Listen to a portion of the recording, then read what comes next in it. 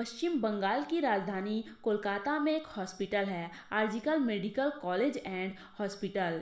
दोस्तों, 8 अगस्त की रात 11:30 बजे डॉक्टर मौमिता का हालचाल जानने के लिए उनके पापा का कॉल आता है। फिर मौमिता कहती है कि पापा, मैं ठीक हूँ और मुझे अभी मेडिकल राउंड पर जाना है, तो आप सो जाइए, गुड नाइट। ऐसा बोलकर डॉक्टर मौमिता राउंड पर निकल जाती है।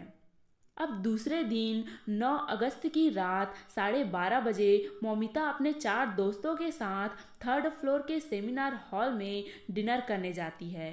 डिनर करते टाइम वे लोग एथलीट नीरज चोपड़ा का मैच देखते हैं।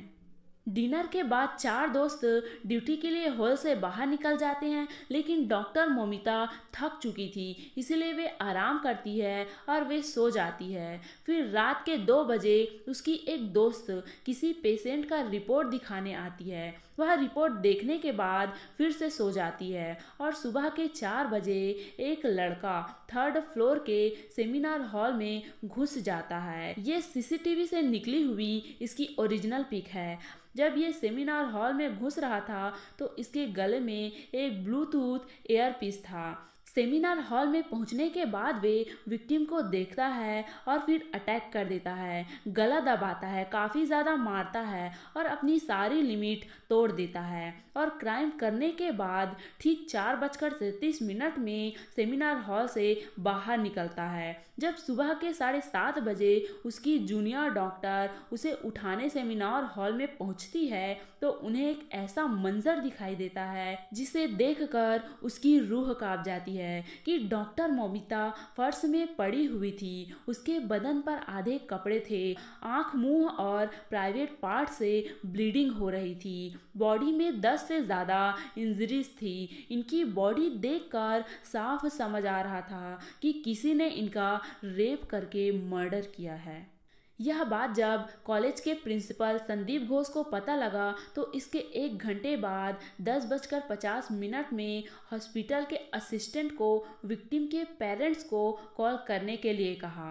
वे कॉल में पहले तो कहते हैं कि आप जल्दी हॉस्पिटल आ जाइए, आपकी बेटी की तबीयत खराब है। फिर 22 मिनट बाद वही व्यक्ति उनके पेरेंट्स को कॉल करके कहता है कि आपकी बेटी ने सुसाइड कर लिया है। यह सुनते ही उनके पेरेंट्स डर जाते हैं क्योंकि रात 11:30 बजे उन्होंने उनका हालचाल जाना था।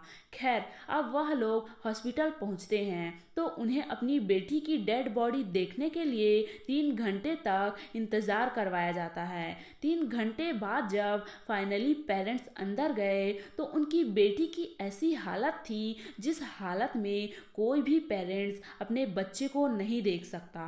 लेकिन वे भी बॉडी को देखते ही समझ जाते हैं कि उनकी बेटी का सुसाइड नहीं बल्कि रेप हुआ है। लेकिन प्रिंसिपल संदीप घोष इस घटना को सुसाइड बताकर केस को रफा दफा करना चाहता था, जबकि बॉडी देखकर क्लियर था कि उसके साथ रेप एंड मर्डर हुआ है।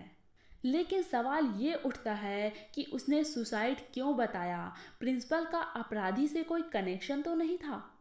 प्रिंसिपल किसी भी कॉलेज का एडमिनिस्ट्रेटिव हेड होता है और उन पर सारे बच्चों की जिम्मेदारी होती है, लेकिन उन्हें विक्टिम को न्याय दिलाने के बजाय उसी पर दोष डालता है और कहता है कि एक अकेली लड़की का देर रात सेमिनार हॉल में जाना गैर जिम्मेदारी है।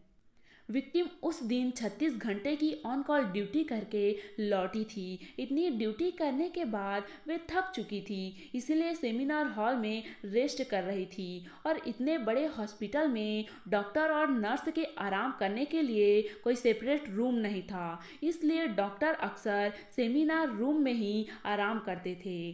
अब दोपहर 12 बजे पुलिस की टीम पहुंचती है और इन्वेस्टिगेशन स्टार्ट करती है। तो पुलिस को क्राइम सीन पर एक हेयर क्लिप, विक्टिम के लैपटॉप और एक ब्लूटूथ नेक बैंड मिलता है और इसको लेकर पुलिस सारे कॉलेज के सीसीटीवी फुटेज चेक करती है।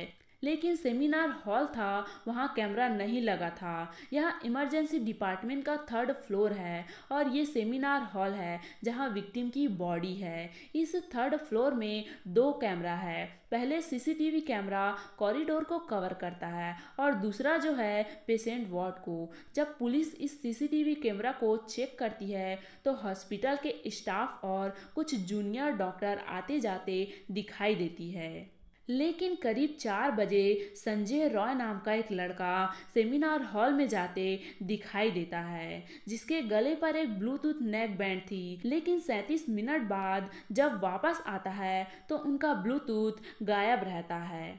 अब पुलिस की टीम सीसीटीवी फुटेज के बेसिस पर सस्पेक्ट लिस्ट बनाती है और ब्लूटूथ को उन सभी के फ़ोन से कनेक्ट करने की कोशिश करती है।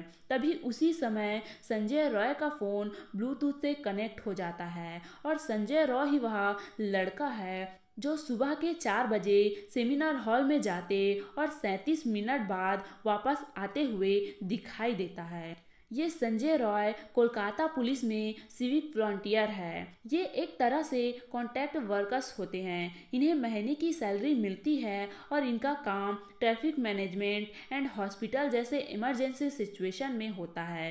लेकिन संजय अपने आप को पुलिस बताता था और अपने बाइक में पुलिस का स्टिकर लगाकर इधर उधर घूमता रहता था।